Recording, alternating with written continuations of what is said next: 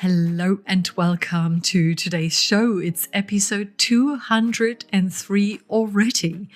And we talk a lot on this show about growth, performance, and what it takes to lead well. And most of the time, we are exploring that from a place of momentum. What's working? What's next? How do you go even further and further? But every now and then, a conversation comes along that flips that completely on its head.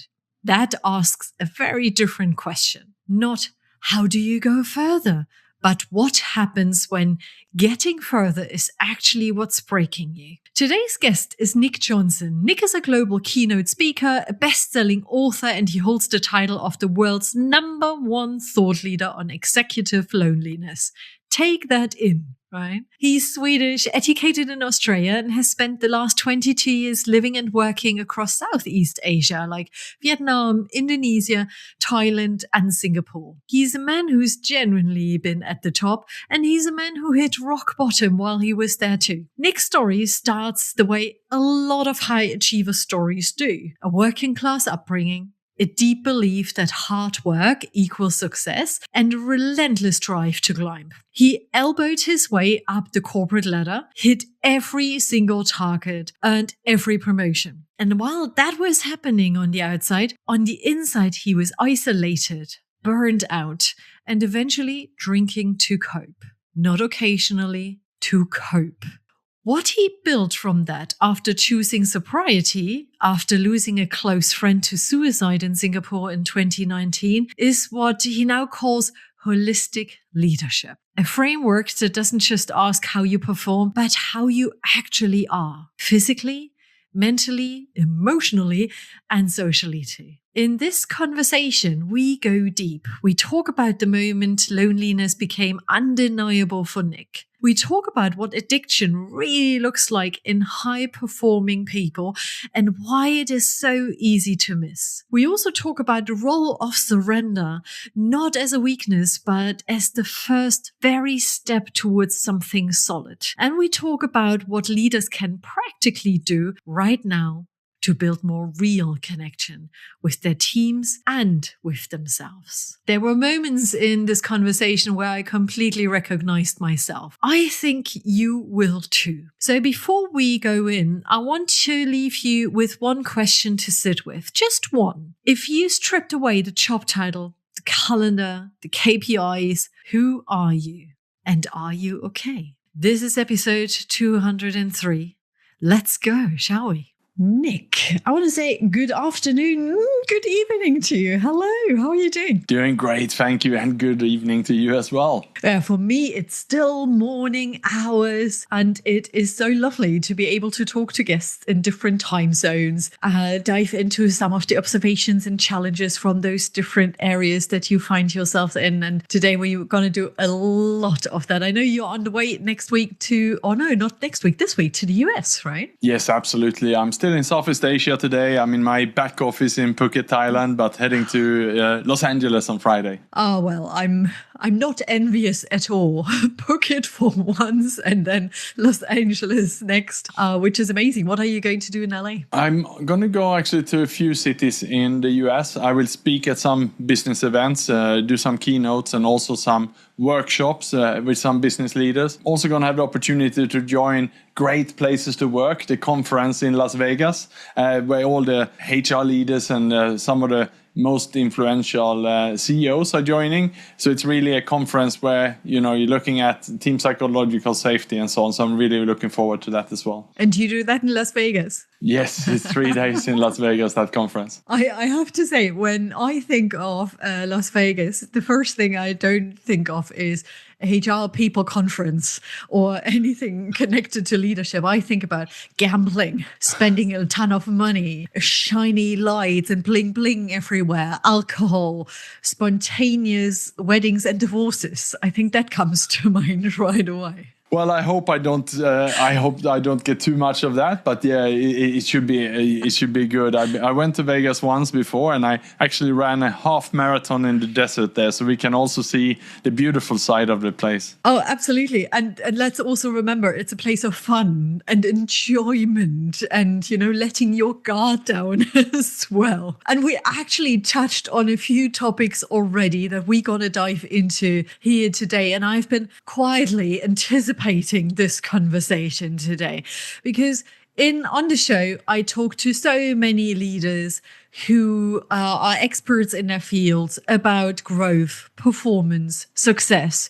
Topics we definitely touch on today as well, but from a different perspective. Loneliness, addiction, for example, mental health, looking after yourself, right?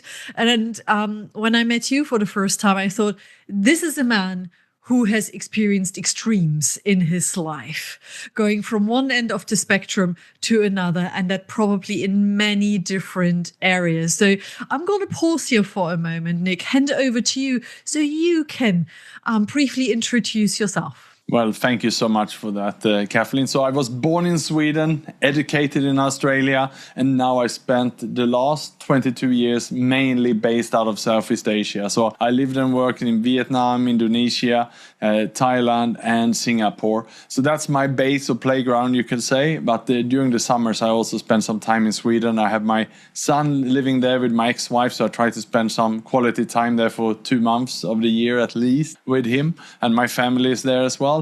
So that's a little bit about me, and otherwise you could say that I'm a nomad. I'm traveling around the world, do speaking, coaching, and facilitating workshops. I also love to be on podcasts like yours, Kathleen. Yeah, you have done quite a few of them, talking about those different aspects of your work as well. But with any expert in the field, with any coach, therapist that I have met, me included, we get into our line of work because of our own experiences.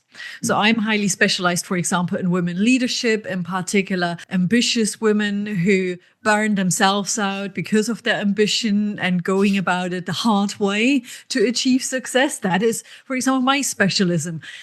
What is yours specifically? Well, I had unfortunately hit my rock bottom by going through a very difficult time at work. I was burnt out. I was looking for a purpose I didn't find, and at that point I became lonely. I became isolated. I distanced myself, and it seemed like it worked sort of. I elbowed my way up that corporate ladder. It just seems like the harder I grinded, the harder I worked, the more I hit the targets and the higher I got promoted. At the same time, I was falling apart internally. And at my rock bottom, I dealt with it like many people do, and especially men. I didn't speak about my challenges. Instead, I drank alcohol on them. And that then left me basically falling apart. So out of that, I managed to rebuild my life. And as I did that, I have since then, and it's a decade ago, dedicated my life to helping others who are going through challenges when it comes to addictions, loneliness, depression, and so on. So these days, I'm a coach. I'm also a therapist and a counselor specializing in addictions and suicide prevention. Which is needed in this world more than ever. And you said, like many other men, I didn't talk about it. Given that you have, or that you work across the globe, are there any patterns you notice according to cultures where it's literally forbidden to talk about mental health versus there's a real sense of openness in men and women and there's a real mutual support? What do you notice? What do you observe? What do you hear? Well, it is still so much stigma surrounding these topics, and that's why I'm working around the globe, because the session I had before this morning was a therapy session with someone dealing with sobriety, exploring sobriety in Chicago. The session before that was in Male in the Maldives, So it's really, people are looking at hiring someone who they can work with online so they don't have to be seen working with someone in their own neighborhood, because they worry that someone will find out that they go and see a therapist, or, that it shows up in a local record. So most of my people is I'm helping is therefore cross-border. That's on a one-on-one level. And when it comes to teams, I see the same challenges all around the world. It doesn't matter if it's Japan, Malaysia, or the US or Canada. There's still stigma talking about loneliness and addictions in a workplace as well. And I am delighted that you are one of the individuals who opens up, who wrote about his own experience with addiction and loneliness to help other people, and who speaks so openly on podcasts, for example, about your experience. Not everybody would be brave and vulnerable enough to do that for understandable reasons as well. And I'd love to delve a little bit deeper into your experience. You said, you felt lonely in your line of work.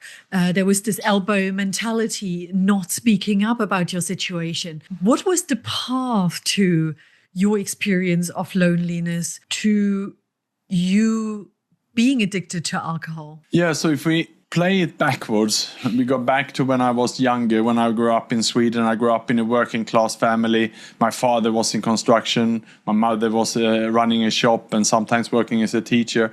The way I was raised was that if I want to be successful, that means hard work. It means working long hours. And that was my mentality. I started as a construction painter. I didn't do university. I went straight after high school to be a construction painter. I worked longer during evenings. I worked weekends to earn more money. And that was my mindset. It was only after a motorcycle accident when I was age 22, I couldn't continue to work with my body and my neck, that I went back to school.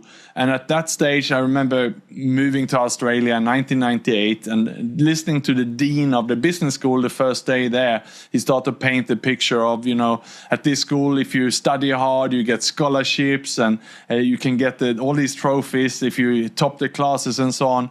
And it was almost the same kind of thinking and mentality that I was raised with at home. I thought, okay, then that's what I got to do. So I locked myself in and I just studied. And in the beginning, it was heartbreaking because I was struggling with the English language. I failed some courses even. But after a year, I got it right. And eventually, I hit the grades I needed to earn that scholarship. I was happy for a moment, but then I realized, oh dear, I now need to maintain these high grades in order to keep it. Mm. And then it became something about being afraid of losing that instead. And I would say that was when the anxious overachiever in me was born. So I carried that through the university, that anxiety, and then I carried that mindset into the workplace, where for 10 years I would work day and night. I would put in the biggest effort of anyone. It's called climb up, and I only looked up. When I started as account executive, account manager, director, general manager, managing director, and eventually I reached the peak, basically. So that was my experience, crawling or climbing or elbowing my way up the ladder. You just made me think about rewards. And I was asking myself this question around what is the right level of reward, the carrot, right? We hold in front of somebody. You mentioned trophies, the scholarship. So you really wanted that scholarship. And then you get to that level. And then I'm like, oh, now I need to maintain those grades, to stay at this level. Oh, now I need to go higher and higher and higher. And then where am I going now? Now I'm DMD. What now? And I wonder, what is the right level of motivation for people? Because I also don't want to say, just let people talk about happiness and whatever fulfills them, and that is fine. I'm going to ask the question again. What's the right level?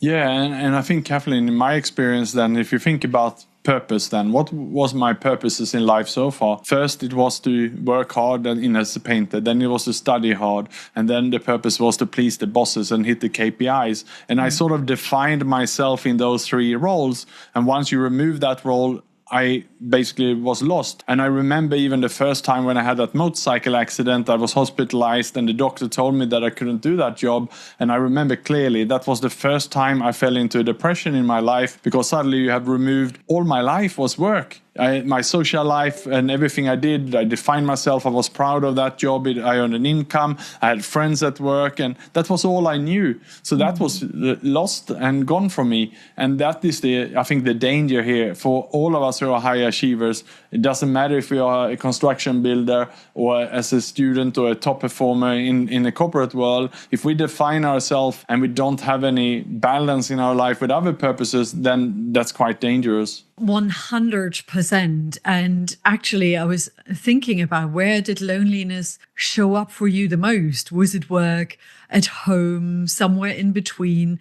Could you even distinguish where it showed up for you? Yes, certainly I can. So in the workplace, I would work very, very hard. I would prefer to work long hours, late hours than asking for help. So rather than go to my boss and show weakness that I don't have the answers, I would work very hard to do it. And this was, of course, the days before AI, so I didn't have that robot helping me to find the answers. So I would grind through it. And I would be especially shy to admit if there was some weaknesses I had.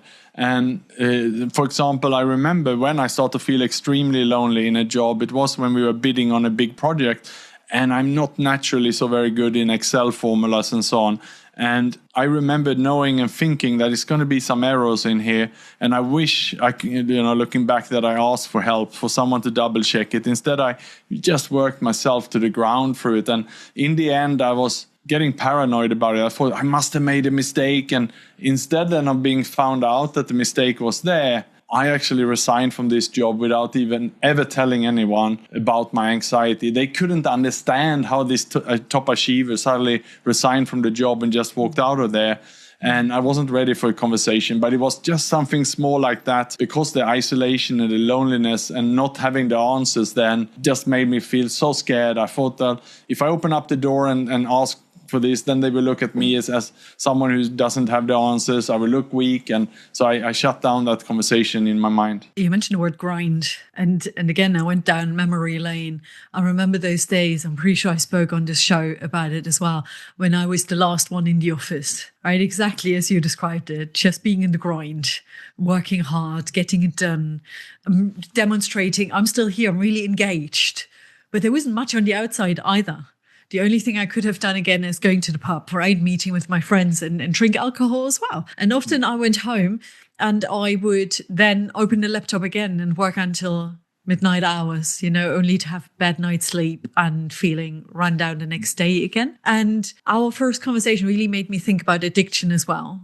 What is an addiction, what isn't? Because alcohol, drugs is something we would think about right away, or I would. But workaholism, right?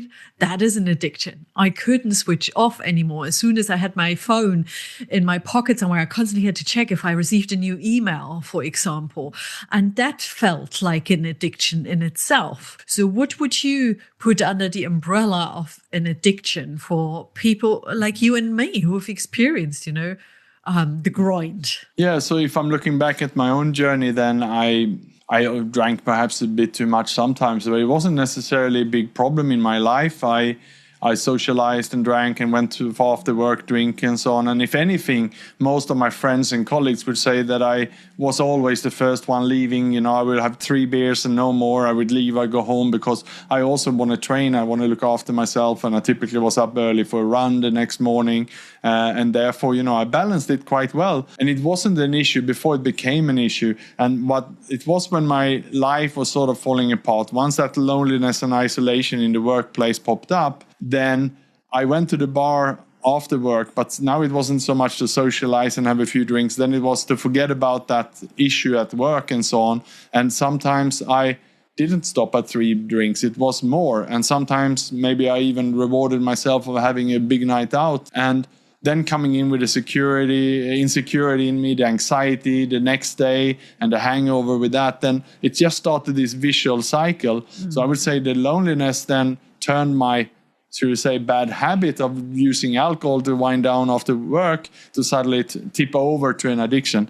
And it went out of control as I resigned from that job, because this job was in the medical industry and I'd even signed a contract that I'm not allowed to drink alcohol during working hours, which I never did. Mm-hmm. But as soon as I resigned from that work, I remember clearly the first thing I did that lunch after having handed in my resignation, I went to a place and I remember having a beer for lunch that day. And I remember feeling so proud of myself that finally I'm in charge of my own life and I can do what I want.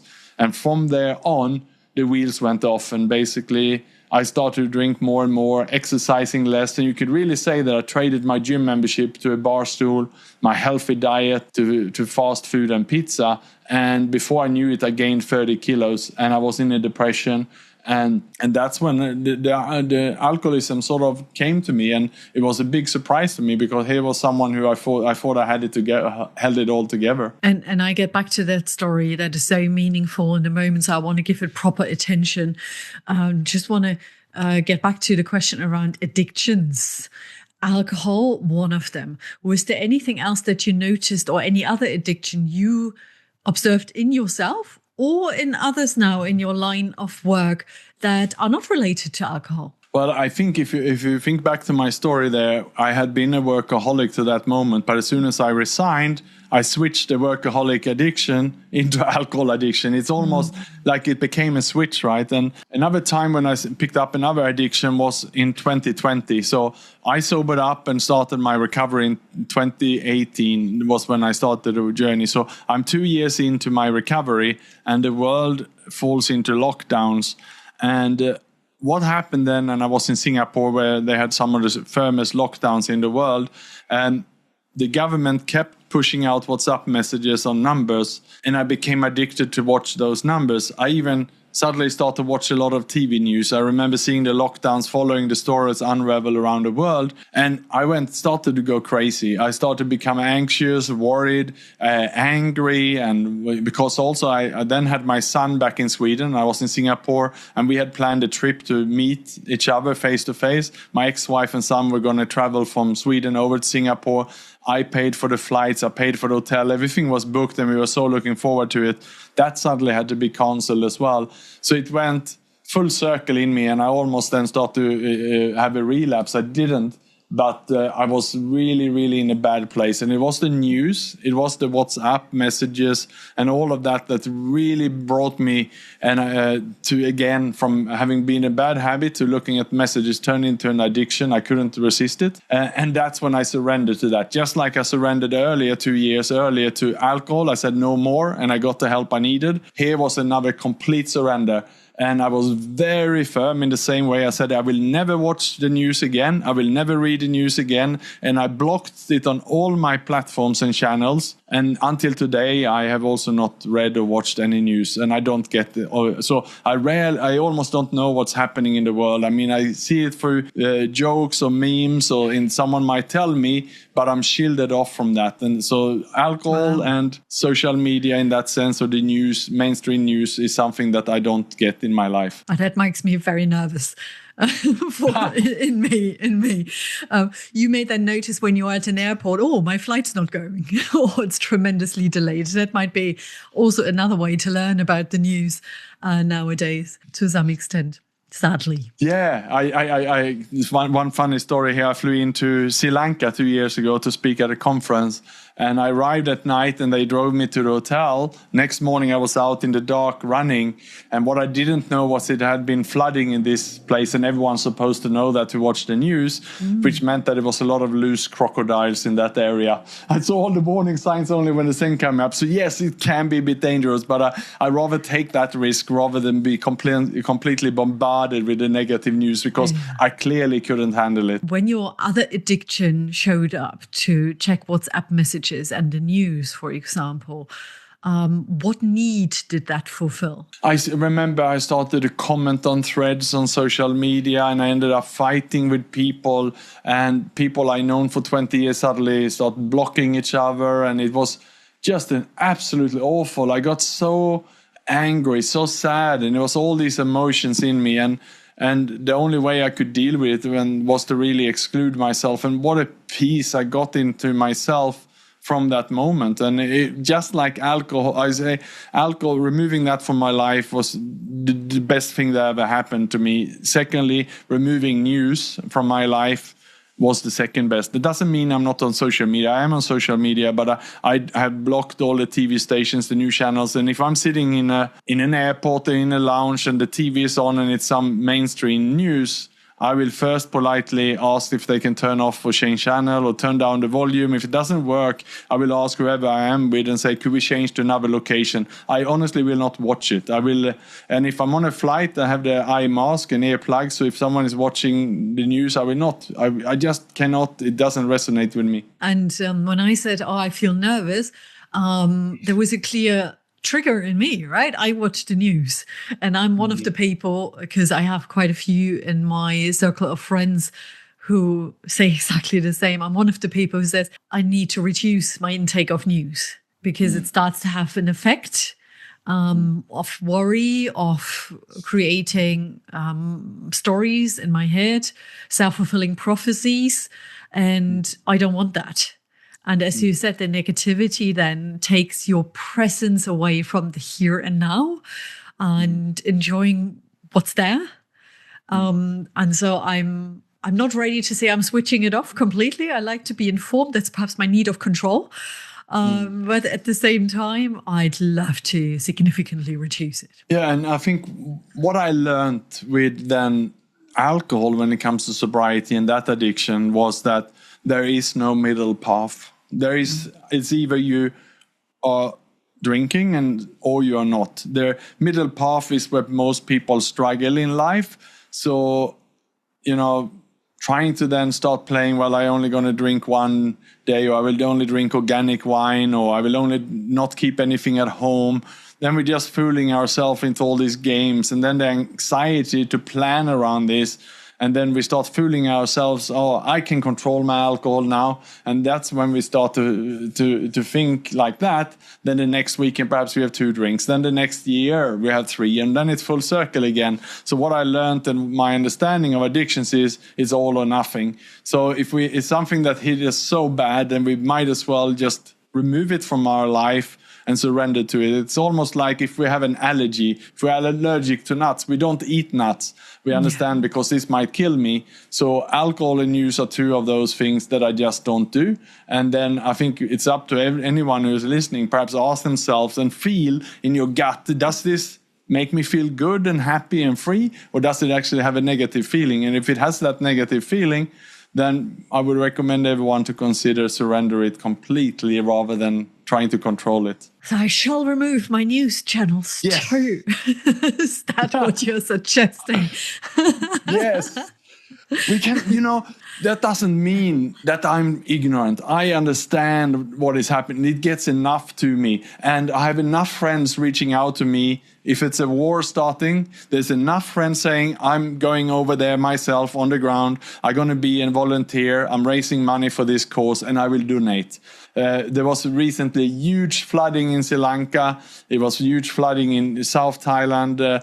And I had friends on the ground there, and I just kept donating funds. I kept supporting. We sent whole trucks down with clothes and food and so on. So we can still support our community and doing good. I mean, doesn't mean that we have to carry the whole world's challenges and problems on our channels, on our mind. And I also can say that I studied video production at university. It was one course, and I remember seeing how you set up the interview to create this news. So I carry that with me. So I know that it's all set up to stir us up, to destroy us, and I don't want to be destroyed. And if you add to the equation AI and AI video production, voiceovers, that is just becoming a very convoluted, biased picture.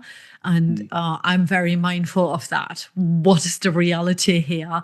And are we creating curious minds where people, want to educate themselves better?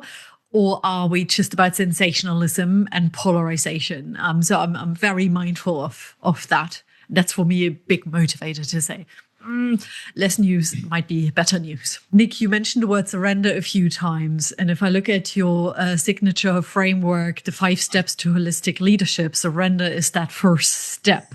So tell us a little bit more about surrendering. Yeah, so surrender means that we start to have some awareness of our life and what is not serving us at this moment, or what is not really helping us. And it's once we start to have that awareness, we all have things that perhaps are not yet addictions in our life, but perhaps they are bad habits. So the surrender point, means perhaps, that you like to play football, but you're smoking cigarettes. Perhaps you used to read a book in the evening by your bed table, but now you spend half an hour, 1 hour on TikTok or Instagram.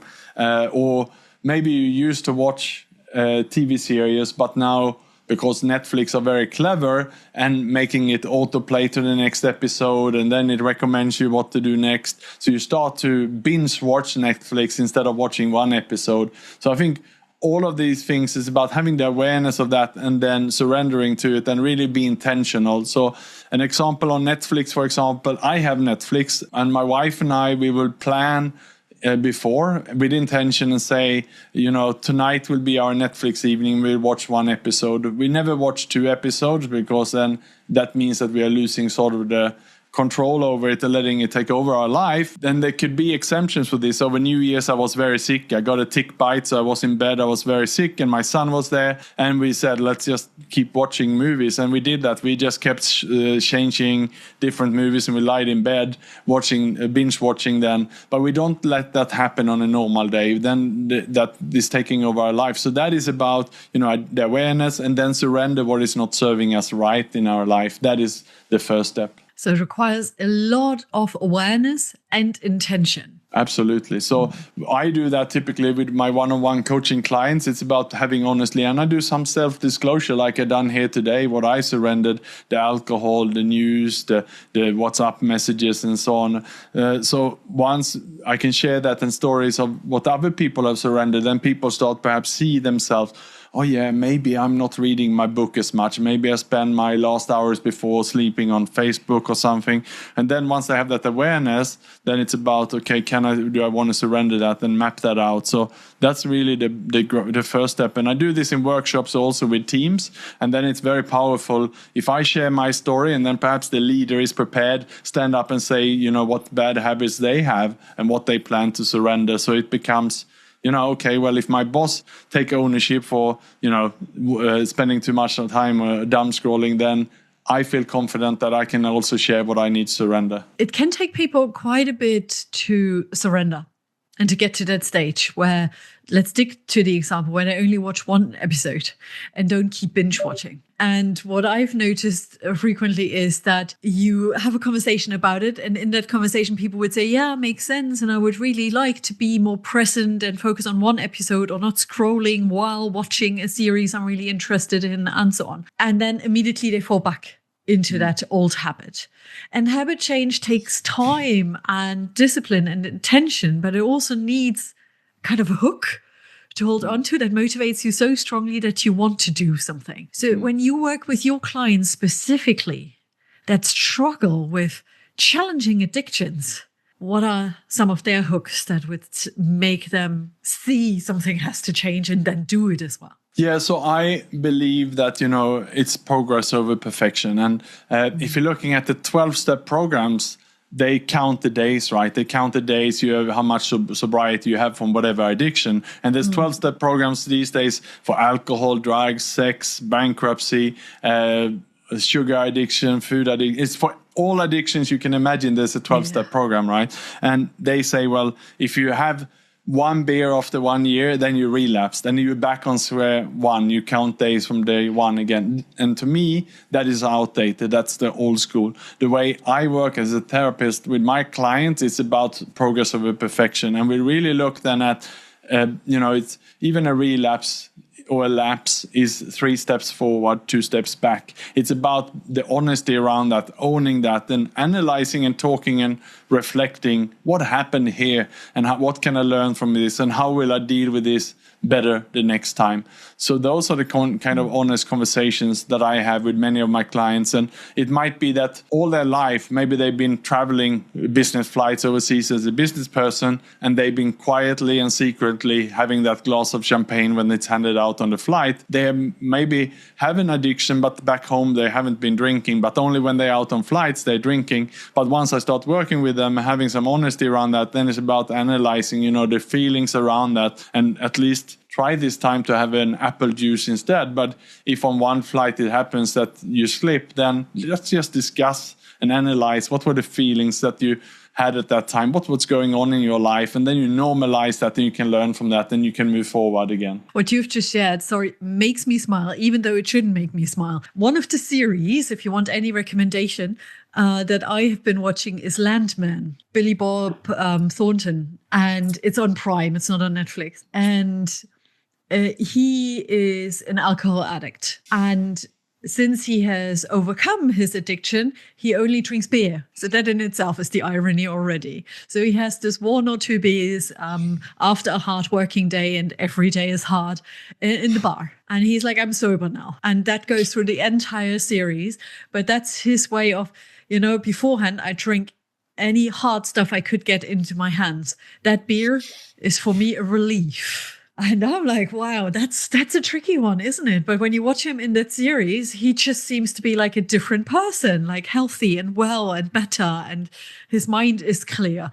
And he is all about progress over perfection. Let me be human at the same time. Now, speaking to what you said earlier on, going from, all about it to zero might be the best way to overcome addiction. That exactly speaks against it. So that's why I'm bringing up the parody. It's only a series. It's not a reality. And I would never recommend that. But it made me remember that show, and I can highly recommend it.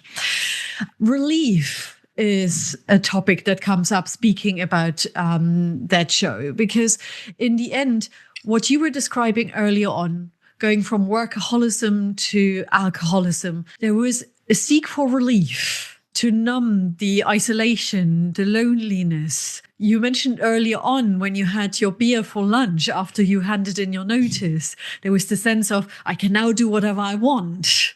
So again, there's this the relief behind it. What's the relief that so many leaders who might be highly ambitious, who might be stuck in the grind, who are high achievers, are looking for? Yeah, I think it's a relief of having bottled feelings and thoughts and ideas up for too long.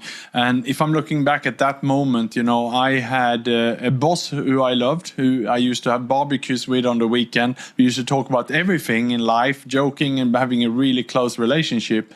But I didn't share with her about my anxiety around some Excel formulas. I didn't share with her and asking her for help, because I also knew that I was potentially her successor for the next role, even higher up. So I didn't want to expose myself. I was also given a mentor, someone who was 10 years ahead of me, someone the highest in the organization, who I would have like a bi-weekly call with. And I remember preparing for those calls, thinking about my wins and how I could impress this person, because he would certainly be another person who had something to say about the future promotion and also my bonuses. So I didn't use those opportunities either to open up to him and say, I need some help with this, I'm struggling with this. So therefore, I was only talking about the great things I did and how I was really making it all work and bottling up all the challenges. I also didn't go to the bar after work to have those 3 beers with my friends and shared about the struggle, asking them for feedback.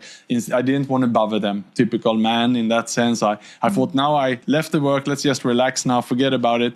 I sadly also didn't have any coach at the time. I didn't have any peer group. I didn't have a mastermind. I didn't have a men's group. I didn't have a safe space. So there was nowhere I spoke about those feelings and those insecurities. And because I bottled up them for 1 year, they had to be relieved. You mentioned the word relief, and they had to be relieved somewhere. And drinking on those feelings just numbed them for the moment, and they came back until the wheels fell off. So that's what I see with many leaders, is that they don't have a safe space where they feel that they can vent and share the challenges and look for the solutions. And that is the issue here. Now, one of the beliefs that I heard from your story was that if I open up to my boss, who I trust, who I really like, who I know quite well, right? I'm at her or their barbecue, for example. But if I were to share about some of my challenges, even, I might not be considered for that next step. Is that right? Absolutely right. That was my thinking, and that was my game plan. And it worked wonderfully until I crashed. Now, how real is that? Because if we look at the work by Amy Edmondson and specialists in the field of psychological safety, Dr. Brené Brown would be another one. It's all about vulnerability, right? Creating trust and openness, seeing you as a human being, and therefore people would deepen trust towards you, would open up as well. And that's what real leadership is about.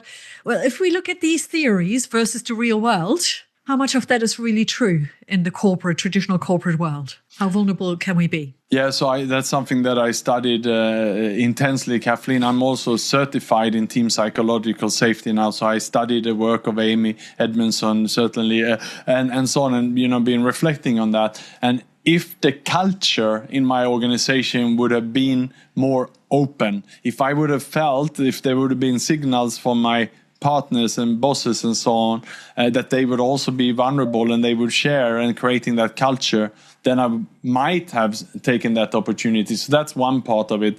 But I don't want to blame anyone else for what happened in my life.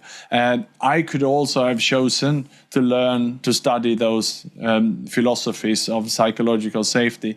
But if I go back again in time to growing up in Sweden, I was born on May 1, which is Labor Day in Sweden, in a working class family. I was told to grind through and work hard. That was what my parents did. They were baby boomers coming out of World War II. So there wasn't no talk about feelings. It was, be a man, boys don't cry. That was kind of the mindset that I had. And that was also, as it happened, all the leaders, all my bosses at the time were super tough, directive style. And I even had worked in countries like Vietnam where it's communist, and it was really, really brutally hard, disciplined workforce. So that was my school of thought that I came in with. So it didn't cross my mind. These days, again, like I surrendered alcohol and I surrendered news and so on, I've also surrendered that mindset. I'm today a very vulnerable person, and my work is to go out in the workplaces and talk about the work of Amy Edmondson and Project Aristotle of Google, and really to create that open culture. And I encourage anyone who's listening, you can be a vulnerable and open leader in your family, in your community, and in your workplace, and you can set the scene for that. Yes, you can. I can relate to much of your story so much. My mom was born on the 1st of May, communist background in our family. I'm a Taurian as well, late April kid. So I'm not too much into star signs, but what I know about mine is, and yours as well, grounded, hard worker. Humility is really important. Stubborn is F, I want to say. So I can be very stubborn as well. I'm getting through this. I can do it myself, and that definitely had an impact. But this communist side in my family was very similar to what you described from your Swedish family. Work hard, only then you deserve. I remember I grew up in a household where my sister and I got involved in the housework pretty early on, which is totally fine. But I also remember on Fridays, my mom stopped working earlier. And when I came back from school, I would clean the house. I would have ironed the laundry. And my mom would come and would be annoyed about something. There are still some wrinkles in a t-shirt. You missed a corner on the staircase and nothing felt good enough.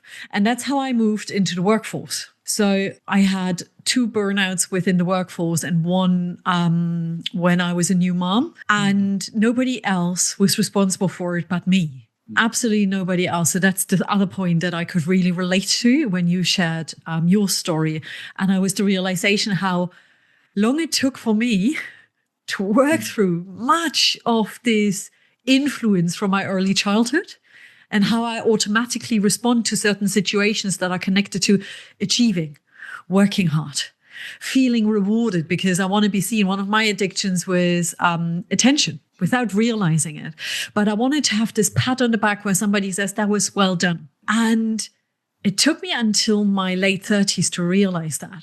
So there's so much that can go on. And I find it, in hindsight now, astonishing how long it took and how long it takes. And at the same time, amazing that I identified so many points and triggers. Now, how can other people create that awareness and therefore take the step of surrendering? I don't want to say quicker for the sake of being quick, but at the same time, I'm missing an alternative word. So how can they speed up their healing process? Yeah, I think the crucial part is, as we explained here and expressed, is that perhaps people don't feel safe in the workplace to have this conversation with the mentor and the boss because the fear of being judged and misunderstood or held against us, especially today in the workplace, it's very competitive. Maybe then we end up on the list of the next one to be laid off when there's the next wave of termination. So perhaps that's not something we want to recommend to all the listeners. But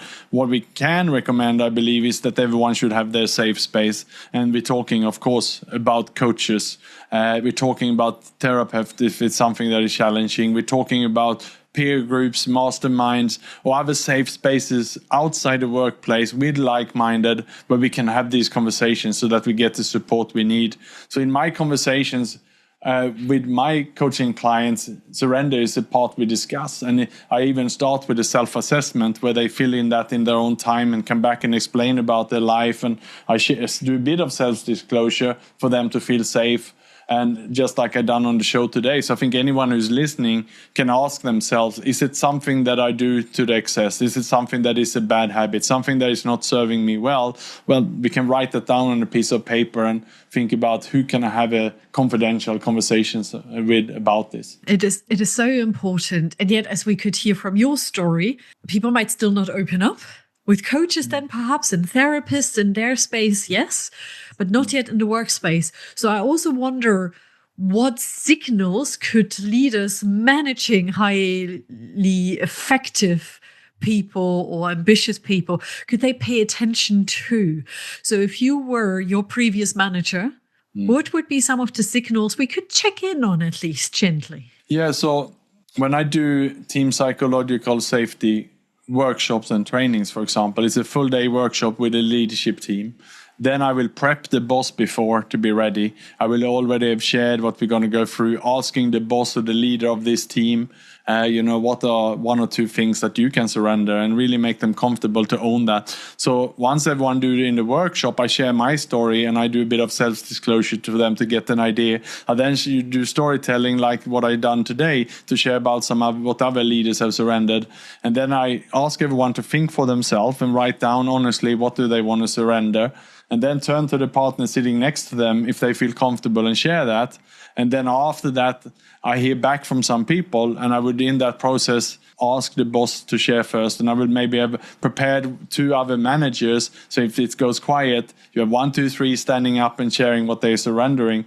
And even if only half of the room are able to take ownership for something in that meeting, you sort of changed the culture in a heartbeat here. And I did this in a bank, and the managing director in itself, she shared that she had rehearsed her own suicide twice, and the whole room went boom, quiet. So, that is basically the methodology, and then that changed the culture forever. Nothing is off the table then, right? If you have leaders starting opening up something like that, then the rest of the people will start feel safe. Many times also in my workshop, I say, if you don't feel comfortable to share in front of everyone else, then take a note and you can talk to me later. And I also would normally have prepared head of HR and also some other people, and have a therapist or external resources also that we can call in if needed. So that people have anyway. And many times a company will have a hotline, a therapist, which they can call anonymously even, and they can and we will have those phone numbers ready there and give the information to them. So if you don't feel like sharing here, at least when you come home today, have that conversation. And it's been hugely well received to have this exercise, because many times people actually want to stop smoking, or they want to stop the sugar addiction, but maybe they not had the right opportunity to do that. Oh, that sounds like such a powerful exercise that I needed in many, many organizations. I ran a workshop a few weeks back around work well-being, and that this isn't about the lovely Calm app on the phone, which can be helpful, absolutely. And the yoga center that I experienced on the 4th floor, if you still don't have time or make it no time to use it and to look after yourself, that's all nice and well. You need to have these trusting conversations. Many participants in the room said to me that as leaders of team members, they are worried about they don't start these conversations because they don't want to open up a can of worms they can't manage. So they don't feel fully equipped to have them, or they don't want to overstep the mark and stepping into their personal space, which wouldn't be appropriate, for example, or be then trapped in ongoing conversations they don't have time for. Those were the 3 key messages that I received from many. Yeah, you are laughing, right? But it's a pattern. I hear that again and again and again. So that's why I find your work so incredibly important, where we normalize these conversations opening up without saying, this is now opening up this can of worms. And you now need to turn into a therapist. And I call that out right at the start. This is not a mental health course. I wouldn't be able to run such things, right? Or turning people into a mental health practitioner. This is about human connections and opening up and trusting as well. Yeah, and I was laughing when you mentioned that, because I have a slide in my presentation quite early on where I address this, and I say it used to be in the workplace, and I stress that word because it could be still that there's some workplace that does that. That it used to be that we said, leave your personal life at the door, don't bring your personal stuff to work. But that was before we knew that we actually whole human beings, that we also have emotions. We cannot just leave our emotions at the door and the relationship. We actually are bringing them with us. So I'm sorry to say that if some leaders who still think that we are not a whole human being and that we are emotionless, then I think they really need to do some work on themselves. Yeah, so I'll get you in there. For sure. Fantastic.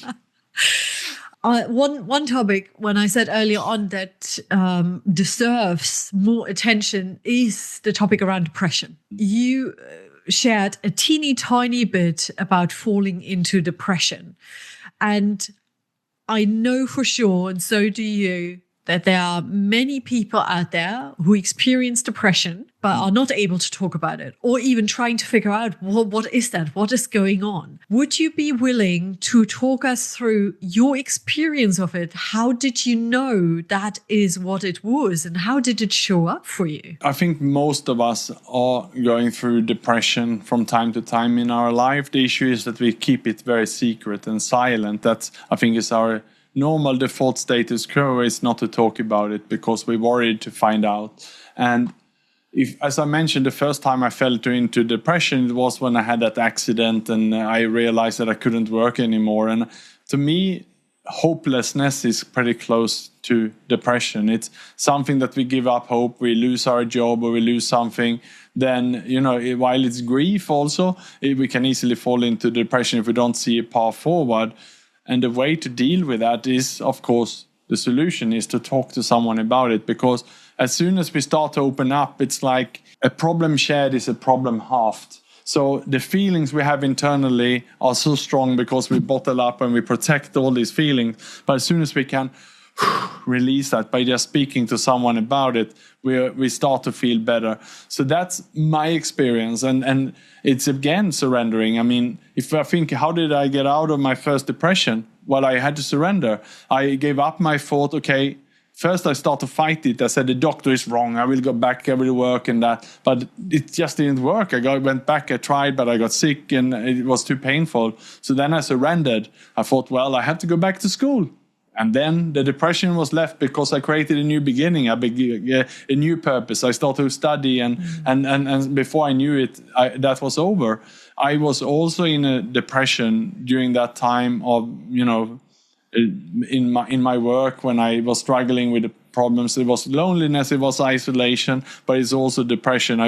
Because I felt, why have I spent 10 years to work my way up here? I have everything I should have now, but I'm not happy. What's wrong with me? And that kind of thinking, or negative thinking over and over again. And I would say at that time, probably 95% of my thoughts and feelings were negative. And there's no wonder then I fell into a depressed state. So it only broke eventually once I started to talk about it. Once I started to speak about it again, it's back to that, the problem shared is a problem half. I started to feel better again. So you mentioned the sense of hopelessness that was there. You mentioned the word grief. What else are those signs that you may be in a state of depression? Yeah, and the fact with me at the time was that I also gained a lot of weight. Yes, the alcohol was there. Yes, the unhealthy food, but I was eating on my emotions as well. Yeah, I that was how I dealt with it, and I gained 30 kilograms.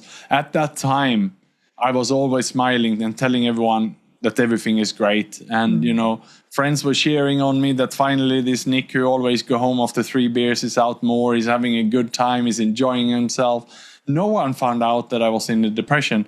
And I call it in my book, Executive Loneliness, I call it that I was in a smiling depression, because I kept just smiling and saying that everything is great, because I didn't want anyone to find out that I was really, really not in a good state. And that's so common.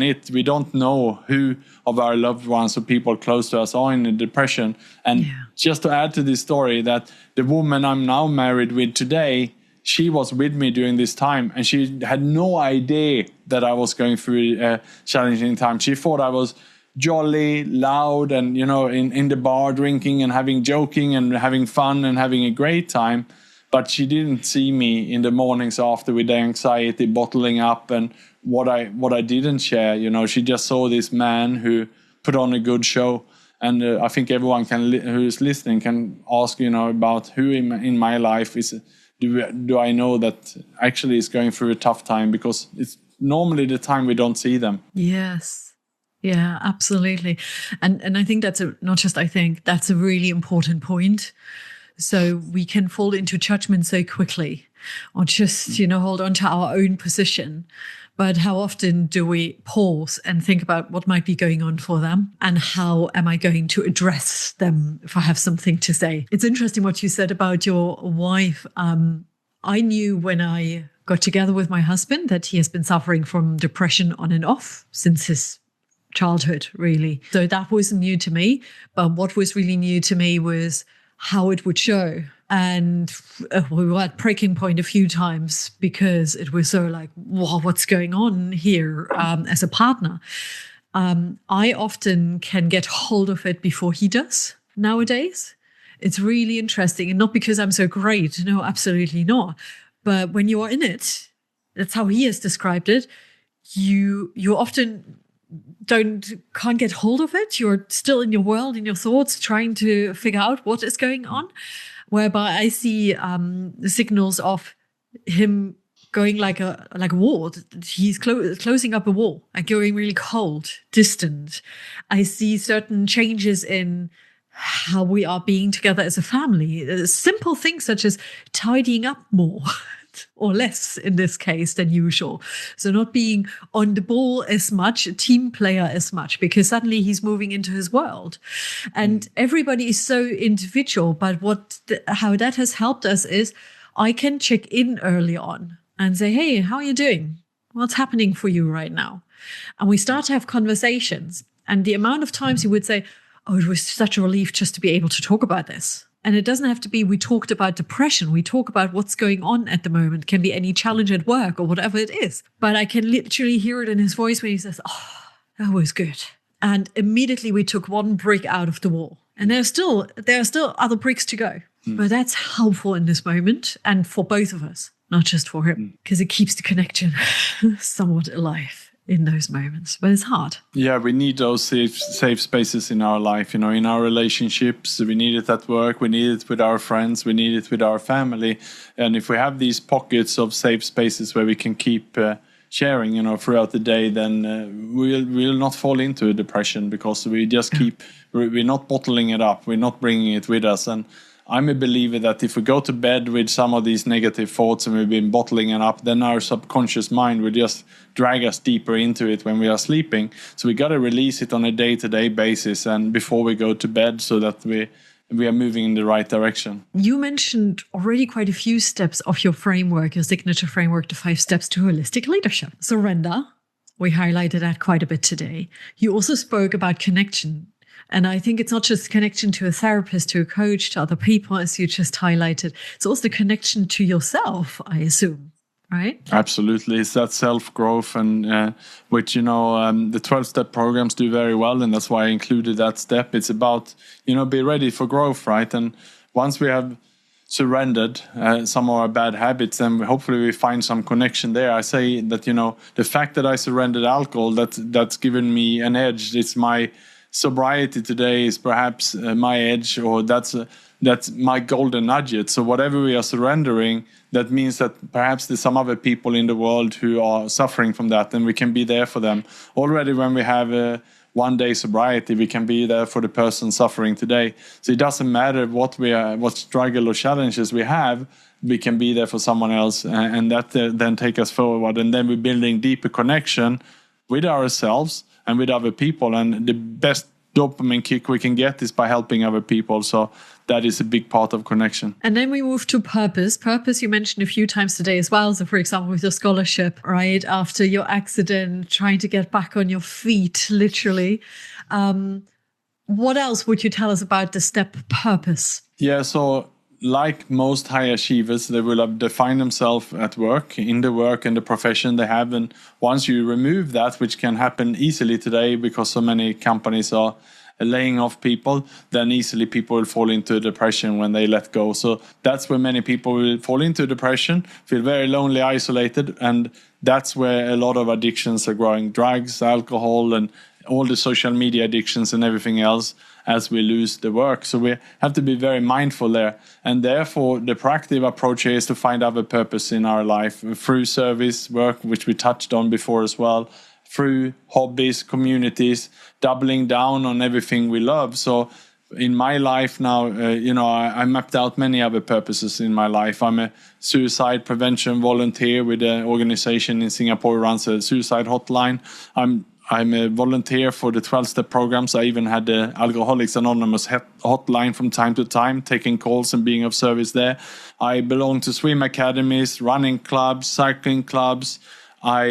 Now when I'm over in the US, while I'm there for work, I'm also giving back to give talks to the Rotary Club in Florida, for example, and so on. So I'm always also looking for charities and giving back to the community, and that gives me a lot of purpose. It's not only a business trip, I'm also connecting with people and giving back. And that's so beautiful that you highlighted it. My inner cynical voice said, oh my God, he's got so much going on.